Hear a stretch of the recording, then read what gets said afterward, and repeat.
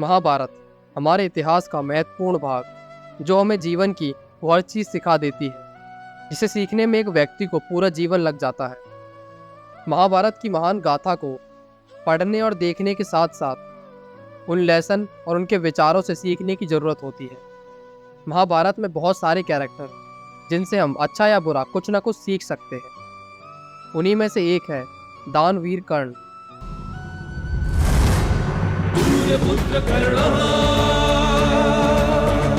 जिसके जीवन से हम वो हर चीज सीख सकते हैं जो एक व्यक्ति को संपन्न बनाने के लिए जरूरी होती है।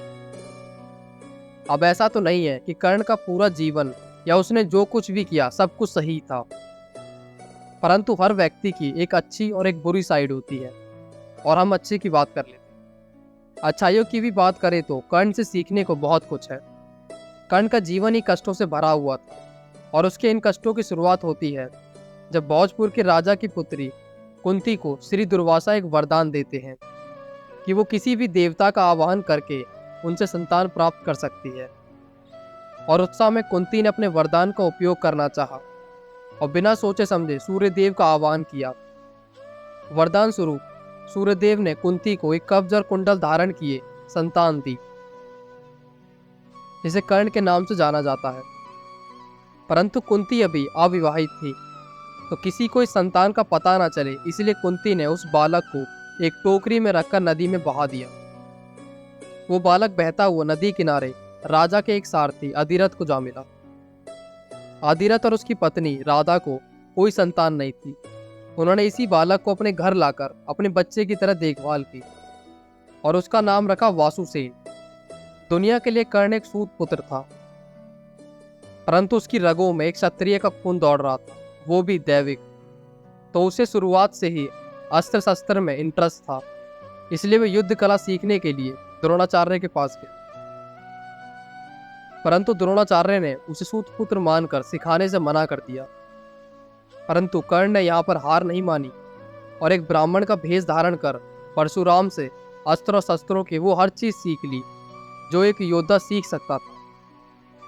यहाँ कर्ण ने अपने सपनों को पूरा करने के लिए हर बाधा को पार किया, चाहे झूठ का ही सहारा लेके क्यों नहीं। परंतु कर्ण ने वो हर चीज पाली जो उसे पानी थी। परंतु झूठ कभी छुपता नहीं है। ऐसे ही एक दिन परशुराम को सच्चाई का पता चल गया और उन्होंने कर्ण को श्राप दिया कि जब उसे इस विद्या की सबसे ज्यादा जरूरत होगी वो तभी इसे भूल जाएगा। और ऐसे ही एक दिन अभ्यास करते समय कर्ण का तीर एक ब्राह्मण की गाय को जा लगा, जिस तीर से उस गाय की वहीं पे मृत्यु हो गई। और उस ब्राह्मण ने भी कर्ण को श्राप दिया कि उसकी मृत्यु भी एक तीर लगने से होगी जब वो एकदम असहाय हालत में होगा। और आगे महाभारत के युद्ध में भीष्म ने भी कर्ण के साथ युद्ध करने से मना कर दिया था, तो कर्ण को भीष्म के युद्ध में घायल होने तक इंतजार करना पड़ा। कर्ण अकेले ही पांडवों को हराने की क्षमता रखता था और वो अपने कब्ज और कुंडल के रहते कभी हारता भी नहीं। इसलिए स्वयं इंद्र ने एक ब्राह्मण का भेष धारण करके प्रातः कर्ण से उसके कब्ज और कुंडल दान में मांग लिए और कर्ण ने सब कुछ जानते हुए भी उन्हें वो दान दे दिया। और आगे अर्जुन के साथ युद्ध में उसके रथ का पहिया कीचड़ में फंस गया और उसे सभी श्राप का असर दिखना शुरू हो गया। कर्ण अपनी सारी विद्याएं भूल गया और उसकी मृत्यु अर्जुन के तीर लगने से हुई जब वो अपनी सबसे असहाय हालत में था। कर्ण जब घायल बैठा हुआ था तब श्री कृष्ण उनके पास जाते हैं और दानवीर से दान की इच्छा प्रकट करते हैं।